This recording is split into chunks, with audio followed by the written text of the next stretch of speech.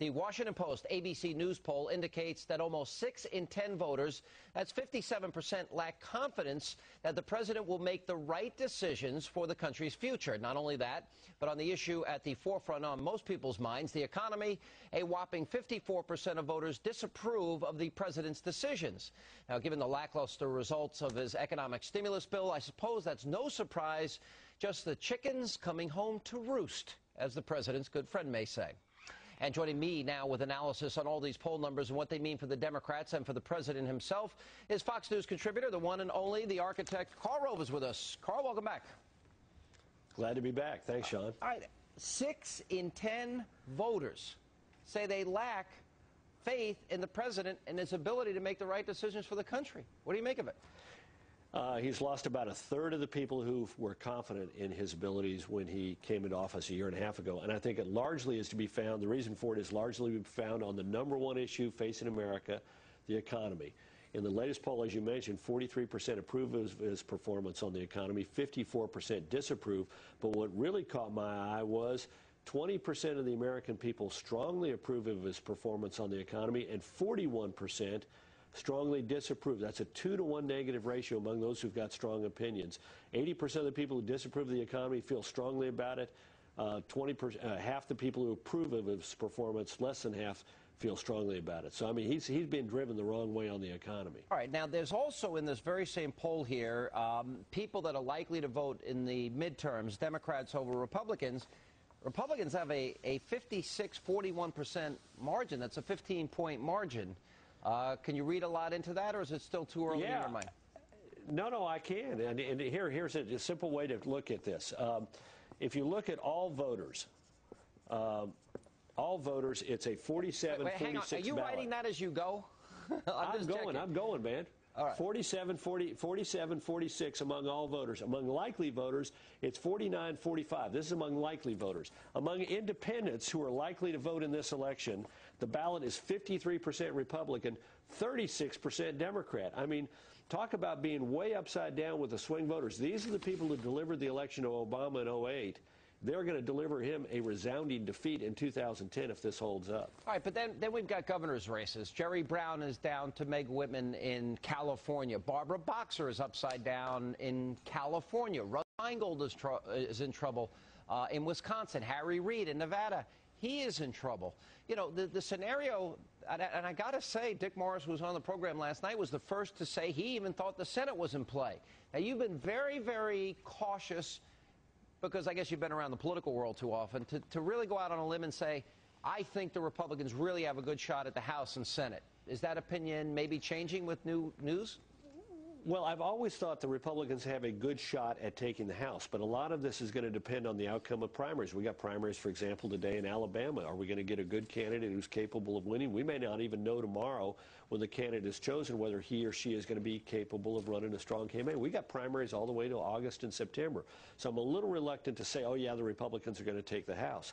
A second reason is these elections are going to be, at the end of the day, the races that determine the majority control are awfully close. I think you and I have talked about this before. If you look at the 15 contests in 2006, 15 was the magic number. If Republicans lost 15 seats, they lost control of the House. So the 15 closest races that settled control of the House, out of 82 million votes cast, were settled by 27,022 votes cumulatively. That's about 1,500 votes per congressional district. Congressional district could have 600,000 people in it. It's a really small number. But something is happening out there. You mentioned California. And you're right, Whitman and Fiorini are in good shape. But what caught me is the Republican candidate for Attorney General that's way down the ballot. He's leading his Democrat opponent. That says something really is happening all across the board. And even in a blue state, a purple state like California, the Republicans have got a shot. There are three really things that stand out in my mind. Number one, you know, what will the Democrats run on in terms of their record now? They've had control of all of Washington, both houses of Congress. They have the White House. What is it that they're going to point to say, hey, we did this for you, and point to it as a success?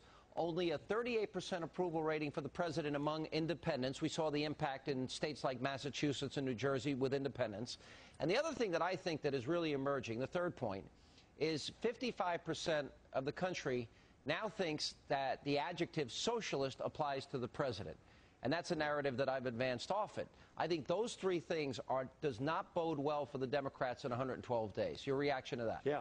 Well, first of all, about the choice, you're right. Look at the policies they've delivered on. Health care is upside down. Only 45% of the American people approve of the president's performance on health care. Only 44% approve of his performance on financial regulation, the big bill they're working through now.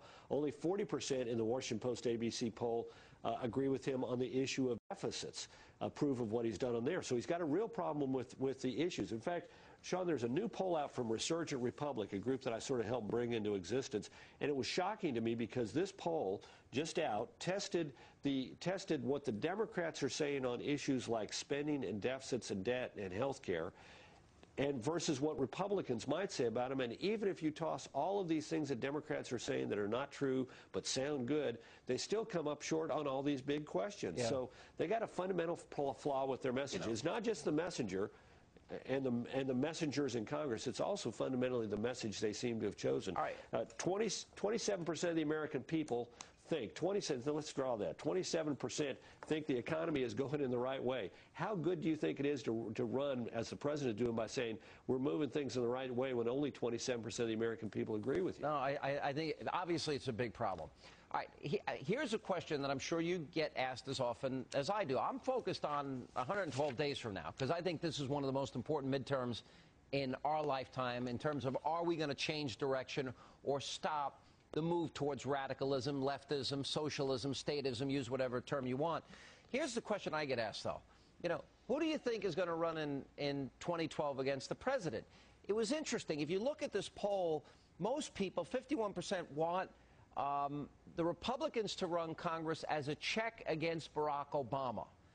Can we read deeply into that and think, well, maybe Americans really still like divided government? It's a point that George Will has often made. Yeah, I do think there's a general inclination on the part of the American people to believe that since they don't trust either party, that it's better to divide the power. On the other hand, we tend to, over time, we elected a Republican president and kept a Republican Congress for 6 years of his presidency.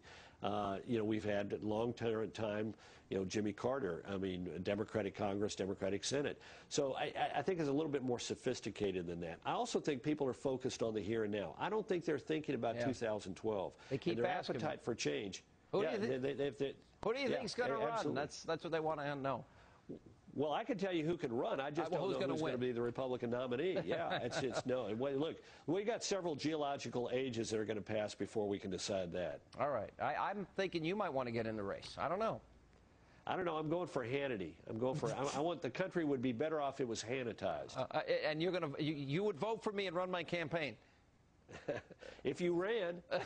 Okay. Might well do that. All right, Hannity Rove, the architect. Thanks as always for being with us.